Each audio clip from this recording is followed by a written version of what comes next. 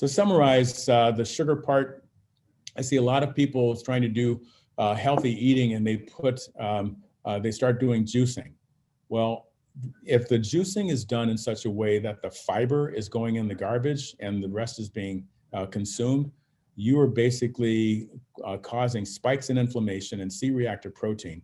And what we really need to do is go back and get that fiber. So do a smoothie instead of juicing, for example. But in general, it's better, particularly if you're struggling with weight, not to actually drink your calories. When you have too much sugar, when you ingest this, you're actually not just creating the environment for diabetes or accelerating it. You're actually causing changes in your cholesterol. Your LDL cholesterol, the dangerous one that you heard Dr. Khan talking about, it increases in number and it increases in danger because it makes your blood more likely to clot. So sugar is something that we need to avoid. Great. Well, how about replacing it with artificial sweetened beverages? Well, it turns out that those are dangerous as well. And you have some data like this saying, 13% increase in mortality if you're doing artificially sweetened beverages, as opposed to a 31% increase in mortality if you're doing full sugar. But then a few weeks ago, we had a publication saying, well, maybe it's not true that it's safer. It's dangerous, but safer.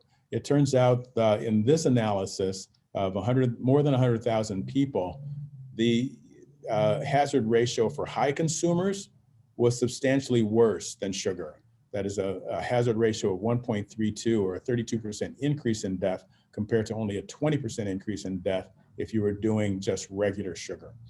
So that doesn't mean, go to regular sugar instead of artificially sweetened beverages. What it means is we ought to be getting rid of sugary drinks altogether. So I want to talk just for a moment about plant-based diets and diabetes, because there's two things that everyone should take away. Number one is that the evaluation of large data sets makes it very clear that the more plant-based you are, the less likely it is that you're going to end up diabetic. It makes perfect sense. You're not eating diabetogenic type of foods. You're going to be less obese.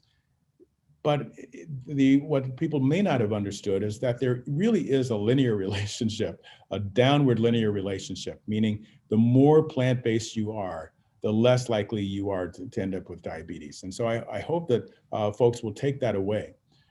The next one is, okay, suppose you are diabetic already. Will the vegetarian diet make a difference in your blood sugar control? And the answer is yes.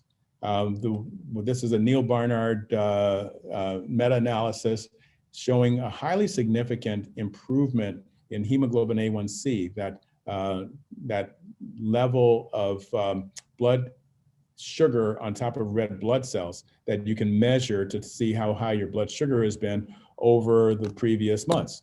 And as it turns out, each of these studies showed an improvement. The one that did not show much improvement was the one that was lacto-vegetarian instead of low-fat vegan. But thirdly, if you do a plant-based diet in someone who's diabetic, it turns out that you're improving not just that hemoglobin A1C or their weight or their cholesterol, but you're actually improving their well-being and getting rid of depression.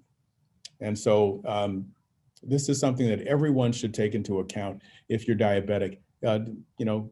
Just give it a shot. Try to get those folks on a plant-based diet and see if they aren't feeling better as well as biochemically getting better. So avoiding red meat is important. I didn't talk too much about that other than to say that there is a strange relationship between red meat consumption and diabetes, excuse me. And the less animal products, the lower saturated fat, and the less refined carbohydrates you consume, the better you're going to do in terms of development of diabetes.